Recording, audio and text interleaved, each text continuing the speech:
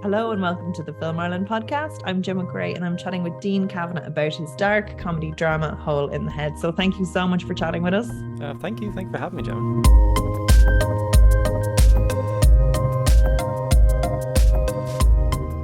It's a very fun, unusual, experimental film, very tactile, and there's kind of like a darker thread through it that makes it inherently more watchable than like your traditional experimental thing, because there's a mystery. Yeah, totally. Yeah, exactly. There's like a mystery narrative. There's the whole play of format. And then on top of that, there's a really weird structure of a narrative, and then underneath that, there's this mystery film that's kind of in there, and there's like it's got a bit of everything. It's a bit of everything, and I was thinking to myself, it's not early Darren Aronofsky or with a flavor of Wes Anderson production design and pacing and voiceover and stuff like that. Like, so there's like nods to very sort of well-known pieces in there as well. Yeah. There's a few little things in there, definitely. There's it flicks a lot of buttons in more ways than one, but yeah, there's definitely a bit of Hal Ashby in there, a bit of Harold and Maude, a bit of Being There, a bit of it's kind of a smorgasbord of kind of, I don't know, film history or stuff I like anyway.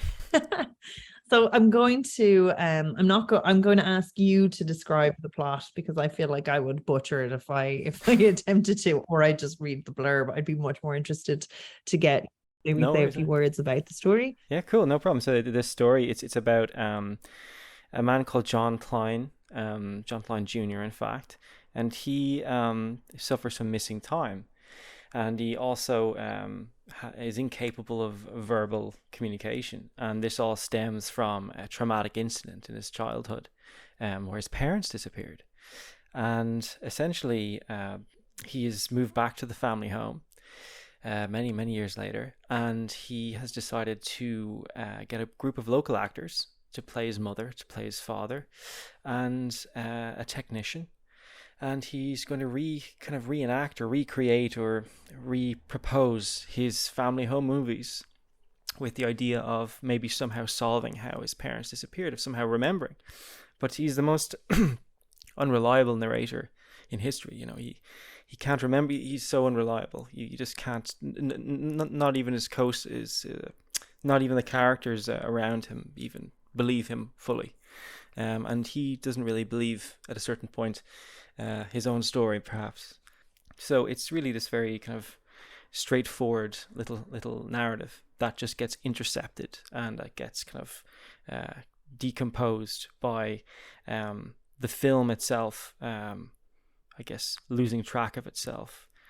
Slowly we lapse into the film that he's making, so it becomes a film within a film within a film, and we lose track of reality. And I guess it's a way of depicting that sense of lost time, or that he's afflicted with. Again, you're saying an unreliable narrator, but also he's sort of attempting to puppeteer the performers who he's cast as his parents, and they're very sort of well drawn for, like, just say they wouldn't have a traditional arc or anything like that, but they're well served, especially the character that plays his father. Like, he's so sort of obnoxious, but you follow him at times and you're on his side, and then you're not. Like, he feels and again, this is what I think was so interesting about it. You tackle the themes of abuse, and he's quite clearly like a narcissistic character, but again, like, John is so unreliable himself that you're not sure who to root for. And I thought that was a very interesting dynamic, and again, very well realized. I'm just wondering, so this is an Arts Council funded. This is their authored works, was it? Oh, this isn't author. This is just a project award. One of the project awards. It does look $1 million though. Okay. A very resourceful and crafty project award is the way I would put it. So it's developed in that way. Oh wow. And we had like the 3 year, well, it's usually a year turnaround on one of those, and because of the COVID situation, we had extensions, so it became a bit of a 3-year project. So that's kind of how it came to be, really, through entirely due to the Arts Council. Wow. And was it always pitched as a project award feature? Like, that's ambitious. What would the budget be on that? The budget we had for this, well, I think the budget limit on the project awards I think it's like 70 or 80. We didn't have anywhere near that. I think we had around 44.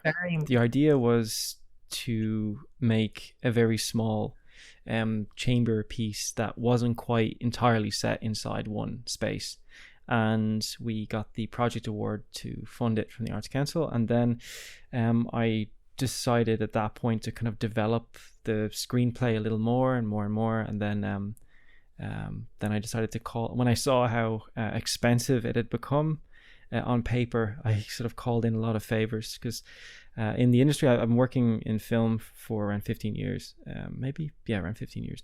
And, I started out, even beyond that, I mean, I started out when I was like 14, 15, like doing pink pages, like I think it was like even like series 1 of Raw or something, like knocking on car windows looking for work.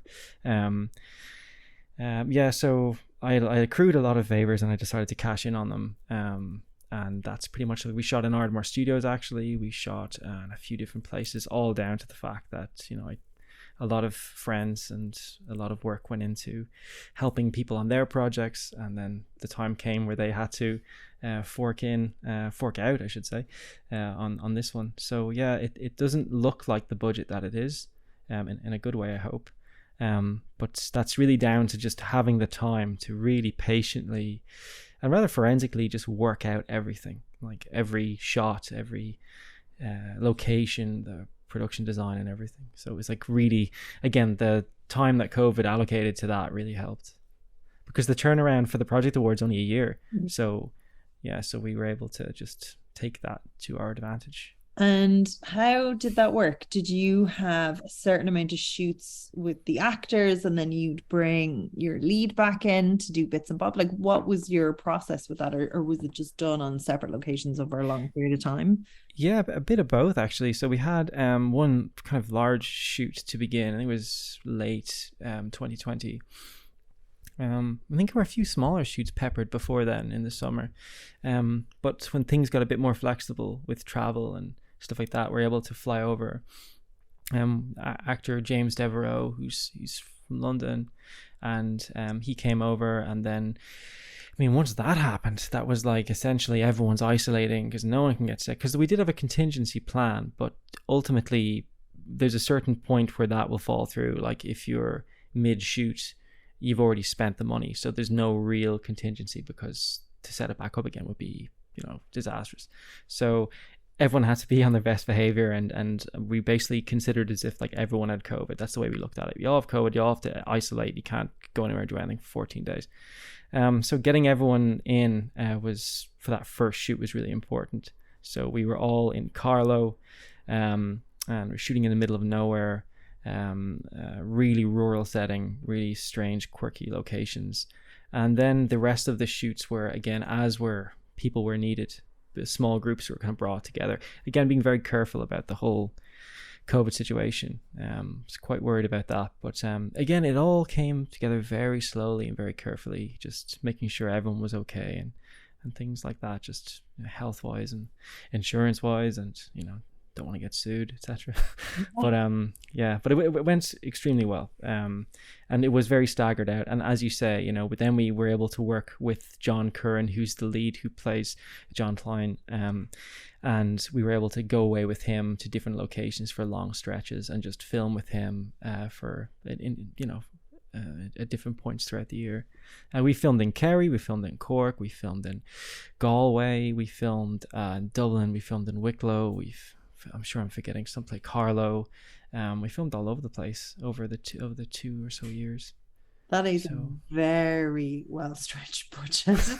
Oh my God, like the scope of it, because it does, it just looks like something that's so big. The production design is so polished. The the feel of it, the vibe. It's so nuanced and textured. And then the sound mix, like the mix is incredible. Yeah, Killian did an amazing job on that. Killian Fitzgerald. And we were working. We did a lot of really strange things with the. I mean, one of the main ideas really was we wanted the home movie material to look and feel like actual home movies. So we wanted to shoot on all the different formats, but also have sync sound.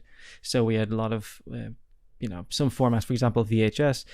I mean, you can't get the cameras fully functional anymore. I mean, if anyone's listening and they have a VHS camera, let me know. It's fully functional. But so we had some that sort of worked, and we could use them for specific effects, like destroying the image and stuff like that. You can feed images through the cameras and stuff. But to do synchronized sound, we had to use like high 8 tape, video 8 tape, which is a bit more reliable further into the 90s kind of tech.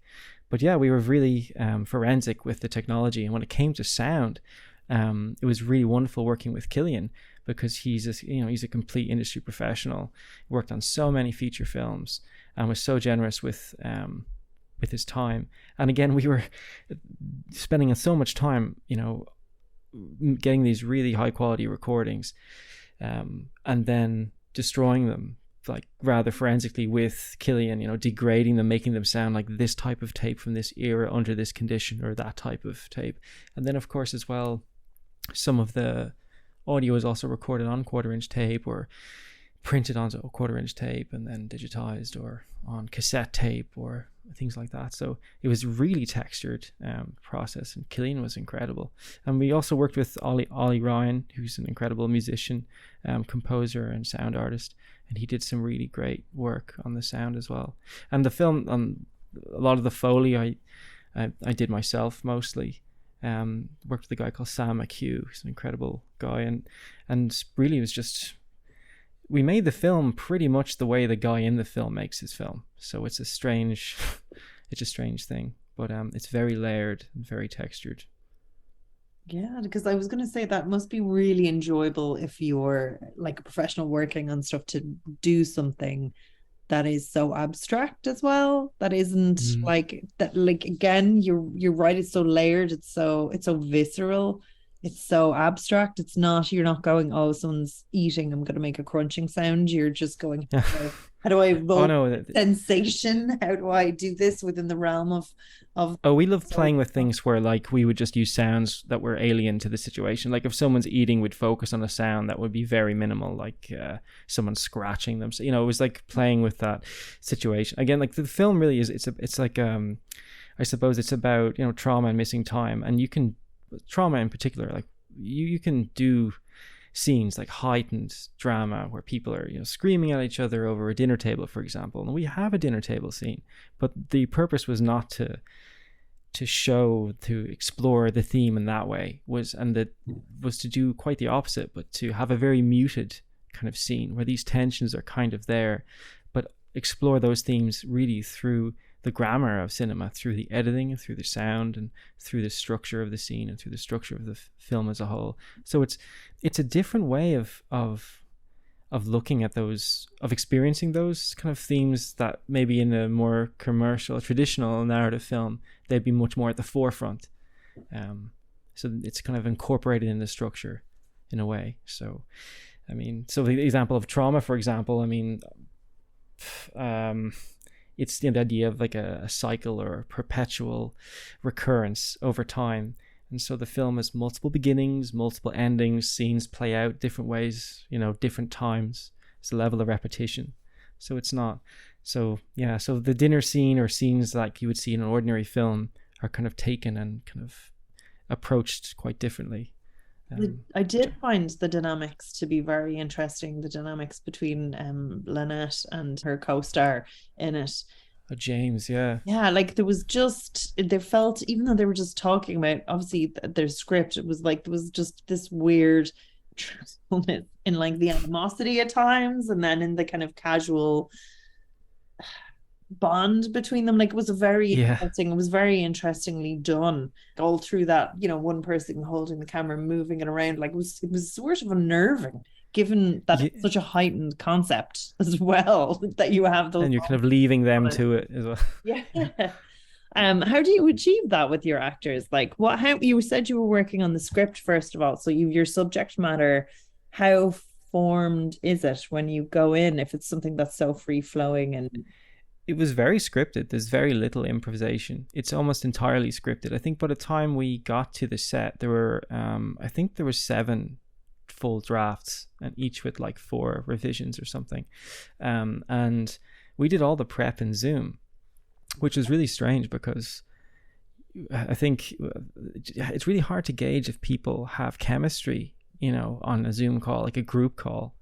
And then you have things like signal and microphone quality and lag and things like that. So you're trying to hit beats, but someone's coming in like a few seconds later and you just don't even know, is it the script that's the problem? Is it so we really hadn't, some things worked very well.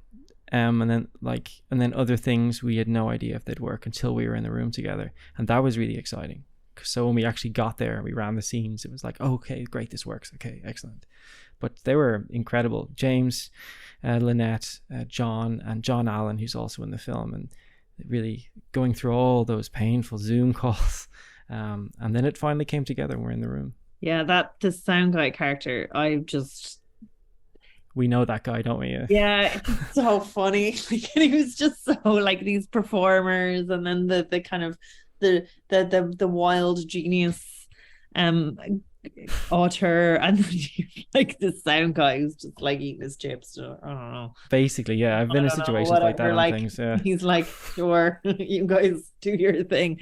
He becomes almost like this weird kind of like fulcrum, like this weird kind of character who you kind of look at for. He's like the only sane one in the room, but then you begin to go like, oh, really, is he? Because he's involved in this. He's invested in this in a way that's not been fully explained. Yeah, I found that kind of recognizable as the trope characteristics of these specific characters. I thought that was quite funny as well. Oh, great. Sometimes when you saw him, it was like, it's almost like an office thing where you're there like, yeah, sorry, this is a podcast. I was doing that like awkward eye motion to camera, look away and then look back. That they do in documentaries. Like, oh yeah, of course, yeah. Oh, that's it. That's pretty much it. That's the awkwardness, isn't it? So what was your so you had this script ready to go? Yeah, like it was, yeah, so it's like, it's, I suppose, it's not really a narrative film. Like, it is a narrative film, but I like the term experimental narrative. I think I first read about that when I was reading about the filmmaker called Raul Ruiz, Chilean filmmaker. His filmography is like extremely almost indebted to literature. It's really fantastical and wonderful, and at the same time it's extraordinarily cinematic. Like, it could not exist any other way. And this idea of experimental narrative, it's something that I thought fit this idea quite well. And it is experimental in the sense that it uses structure and it uses technology and it uses different devices, almost, like I said, literary devices like repetition, things like that, to achieve a theme, or not a theme, but like to achieve a kind of a goal. And that's kind of the pitch that I gave, I suppose, the Arts Council. And there wasn't really a full screenplay when I pitched it for them. It was something that I knew I was going to develop, but really with a pitch like that, you're developing like the thematic, the structural, and what makes it experimental. And with the sync sound and with actors and things like that, I knew I wanted to expand it into a screenplay, because it's the only way you could really get that many people, you could actually pull it off. The screenplay, I always thought these things are just really like tools. Some people in underground film or experimental film would be very opposed to these tools, but I think it's like just a tool like anything else. If it becomes required, then you have to avail of it. And if you, it's it'd be foolish not to if it could be helpful. And it was almost absolutely a necessity in this case. So it just kind of grew out of that. And they were Arts Council were so supportive, especially when it came to just constant questions I had during pandemic and stuff about feasibility and things like that. But it was overall, it was an incredible process working with them. Because I suppose it's not like you have to go, this is what the market is interested in, because it's about them supporting you as an artist creating your work in that area, in that field. So it does it does make sense. Like it couldn't be something you could have ever gone to Screen Ireland with for your production. I don't think it would have. Yeah, I don't think they would have bitten that. I don't think they would have gone for it. I think it would have. It always was going to be an Arts Council film. I suppose it was. The more I got into the idea, the more it became necessary that, that it would be scripted and that it would be a very traditional production, actually. But I think it was absolute necessity. And again, like my background is experimental film, and even before that, I was always writing. Storytelling is something, since I was a kid or whatever, it's really something I've fixated on. And I really wanted to, I suppose I began to make films for a period of time that were completely improvised. And that was such an exciting thing at the time because, since you're a child or growing up and wanting to make films, you're really told how to make a film. Like it's very indoctrinated in you, especially if, like myself, I went to film school, that you're told exactly, how to think about filmmaking and how to think about making a film. And after a period of time, like this is not really that interesting because the films you make growing up and these films are kind of made redundant because nothing really counts until you make your first feature or something like this. You're in a trajectory the whole time. But I wanted to make films in a way that meant that a little film I could make when I'm like 23 could be something in 10 years time I would look back on and go, that's pretty good.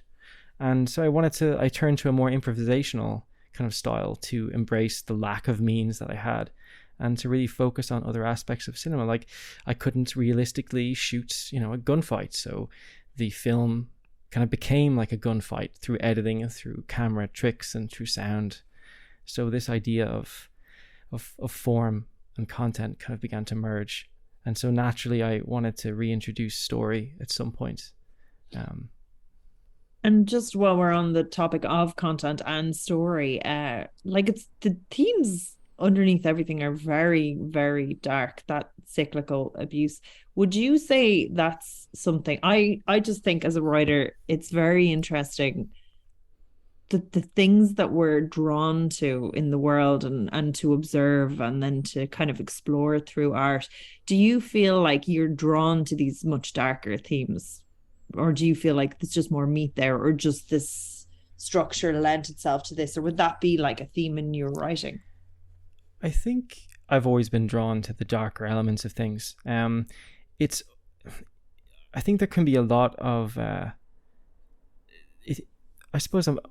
can be a lot of interesting ways to engage with the darker material. And there can be a real challenge to lighten it up, to have a moment of complete, horrible situation and to find a moment of just tension, twist it just a little bit, and then it's extremely funny.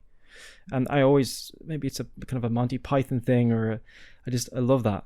And so I suppose when you're dealing with the ideas of missing time, there's a lot of ways you can go with that. And there are a lot of, I suppose, ideas that have been in other films and other books and stuff about missing time, and it's alien abduction, some kind of abuse, things like that, like Mysterious Skin, that film. There's a bunch of ways you can go about it. And I wanted to touch on all of these little things. And so it became, it was definitely something that was necessary to kind of draw into the process. I couldn't have avoided the elephant in the room. So, I mean, it became part of the idea for sure. Didn't stray away from it. And again, I was saying your characters are so well observed, like suspiciously well. Are they like a composite of people that you know? I always say that, like when there's like a little bit of too much truthfulness that you're like, oh, these aren't kind of picked out of a book. Like, do you kind of mine your world for mannerisms and interact? I say no. I mean, definitely. Like, there's a level of, I think it's usually in the details. I mean, it's like you can do broad strokes, but I think when it comes down to like the detail or mannerism of a character, like usually it's something only you observe that just you couldn't quite make up. You'd need to have witnessed it.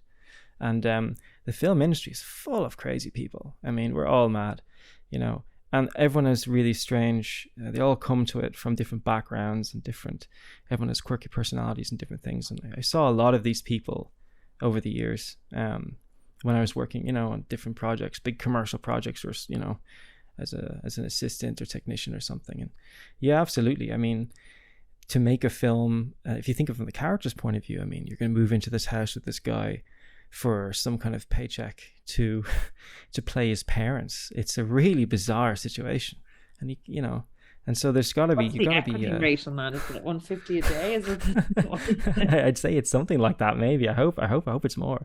Yeah, exactly. I don't think. Yeah, there's probably there's no signal there, so there was no time for a union email at any given point. So I'd imagine they were kind of trapped there.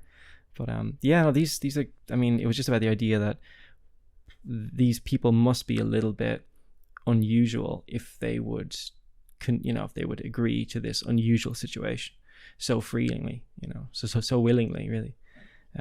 But yeah, there's a little bit of reality, a lot of fiction. I guess autofiction is probably the term that's thrown around quite a lot, and it definitely is an autofictional work to a degree. I suppose the lead's character's his whole process of making films is something that's been cannibalized from my experiences making films. So there's a good bit of reality in the fiction for sure.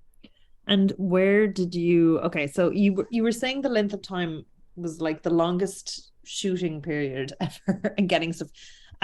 Were you kind of compiling and editing it behind the scenes, or did you wait till you got it all together and then put it all together to see what it looked like? What was your process?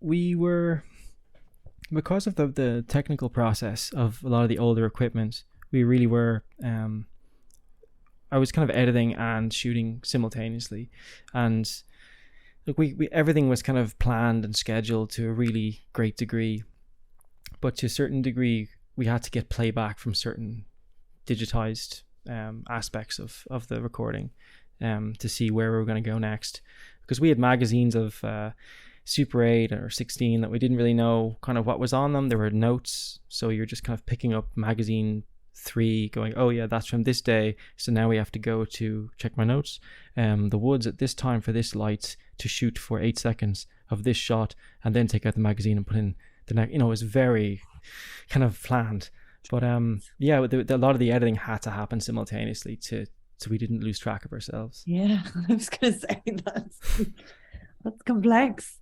And like, so did you wait till it was kind of finished before sending off for the sound mix, or would that be something you'd bring on board the sound mixer as you were going and go, this is the theme, this is the tone, this is where we'd like to be at? Do you want, like, what's easier for that as a project flow? I suppose we went to sound mix when I was just getting into the edit and confirmed kind of what I wanted to do and what I was looking for.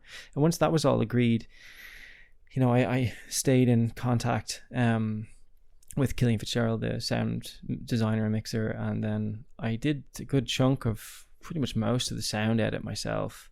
And so everything was kind of happening to a point where once we get to that, we had a very short period of time with the design and the mix that we could just maximize on the time we had. So I tried to do as much of the work as possible, the grunt work really. But yeah, it was the sound mix is done separately. The sound edit, everything was in like a traditional post-production workflow really. It was just like, the offline edit, then the sound design and Foley. I think even towards the end of the sound design, I was still running outside to get footsteps or to get sounds of gravel or, the usual stuff.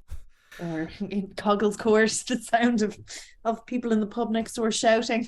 Oh my god, yeah, absolutely. Yeah, we actually did record some sounds in that alleyway, actually, bizarrely enough, but it was completely unusable because of that. Because it's such a cool alleyway, but it's just never quiet.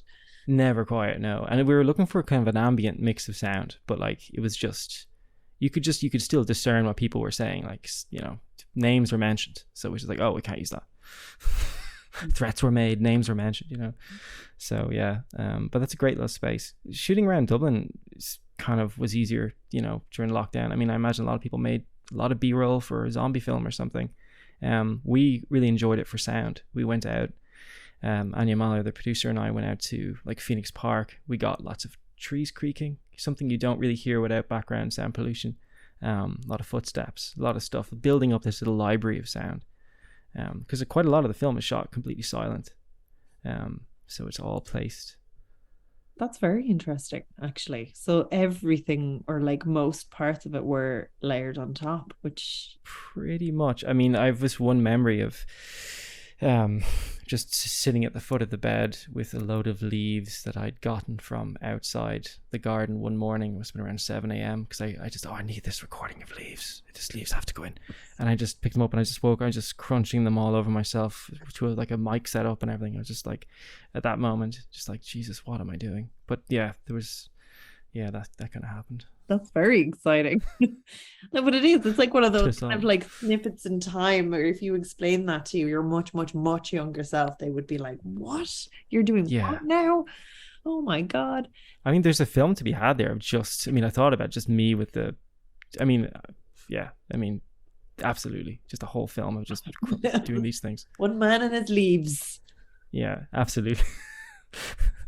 15 minutes long, black and white, CinemaScope, shot on, 16 mil, Super 16, anamorphic, absolutely. Oh, it's all there. Absolutely. We should talk after this. We should get it done. Next year's Project Awards. There you go. So it had its premiere at this year's Galway Film Fleadh, which is a real sort of industry festival.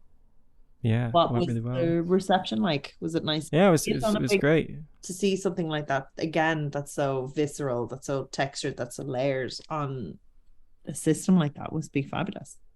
Yeah, it was great. It was great hearing the film, as it was intended to be heard, like proper surround sound, Dolby system, and then seeing it really a beautiful projection. We're in the Palace, and really, really great, great reception, really great audience. Really nice Q&A.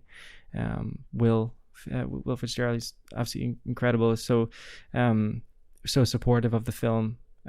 He gave us, like, we had the biggest screen in that cinema, and we almost sold it out, which is really weird because this is like, it is an experimental film. At the end of the day, it's even though it has these narrative aspects, it is quite challenging in some degree. So people really liked it. They really liked it. And we also screened in Revelation Perth International Film Festival as well, which Jack Sargent programs. And yeah, that was from what I heard. I couldn't go to that because it was on the same time as Galway, but apparently it was great as well. It was, so the reception has been really great so far. There was good, solid writing in it. The mystery setup was really engaging. You kind of held it as what's happening, what's going to happen. And even though it was experimental, it just the grain of truthfulness to the emotions behind everything. Mm-hmm. Like one of my pet peeves is when it's just all for show and there's nothing underneath it. Sure. What I really enjoy is if there's like, you kind of you peel away all the leaves and there's something quite interesting underneath it. Oh, that's great. Yeah, that's great to hear. I keep saying, like, it's just such a well observed dynamic between that pair that you're like you're I'm invested right till the end, mm-hmm. which I could definitely say that. No, they were great. James Devereaux and Lynette Callan were just absolutely incredible to work with. Absolutely. And John Murphy, aka John Atma, he just plays the narrator character. He was incredible, just incredible to work with as well. And John Curran, I mean, there'd be no film without him. He really is the film. Yeah, and like that as well. Like, he does a good job of selling this character. Yeah, you don't know who he is, what his plan really, you get his kind of erroneous plan, but you don't know his true intention, and you don't sort of trust him as you're going by. And I was like, that's an interesting thing and difficult thing to pull off if you're so silent. So yeah, exactly. Yeah, but no, it really works. And then I'm like, has anyone kind of reached out and given kind of feedback, like, now that it's starting to hit the... Yeah, we got there was a write-up in the Irish Times by Donald Clark. He seemed to really like the film. He gave really generous coverage of the film when it was at the Fleadh, and he really liked it and was very generous. And he gave us a feature in the Times recently dedicated to the film. So that was great, and it's really helped get people thinking about, you know, other types of films that maybe they think, oh, I might not like this kind of thing, this might be a bit too strange or too experimental or something, but really it could be very enjoyable in a different way. You know, it's not your Marvel movie, it's not your, you know, Netflix action movie, but it's something different. And I think he really opened up that to audiences, and I was very grateful for that, from doing that. And yeah, he'll be doing the Q&A actually. So the film opens at the Irish Film Institute on Friday the 12th, and Donald will be there for the Q&A, and that's going to be great. And yeah, I'm really looking forward to that. It'll be really, really great to see it, because we shot some of it in the IFI as well. So it's going to be so bizarre watching it and people watching it. Yeah, exactly. Screen 2, isn't it? Screen 2. I think it is, yeah. Yeah, I don't know which one we that shot is. in... Yeah. We shot in 1 and 2, did a bit of sound work in 3, because the 3 is really well insulated for sound. So yeah, I think a bit of everywhere appears in it, you know. So it's so surreal to be there and to see the room you're in on screen. You know, there's that really one of my favorite quotes from the filmmaker Raul Ruiz is, you know, whenever you watch a film, you know, you see 2 films: the film you watch and the film that watches you. I think that really lands very well in that room, because you're literally seeing the room you're in on the screen playing out. Oh my God. Do you have any distribution plans for this after the IFI? Are you any further after the screening, or is it a secret? No, it's no secret. It's currently just fishing around. There's been some interest. Some people have gotten in touch, and there's been some conversations, but still for the moment, it's still a one-man, well, more or less. It's still just me kind of pushing it around. But I really hope that it continues to snowball, and more things kind of open up for it. It's still on the festival circuit as well.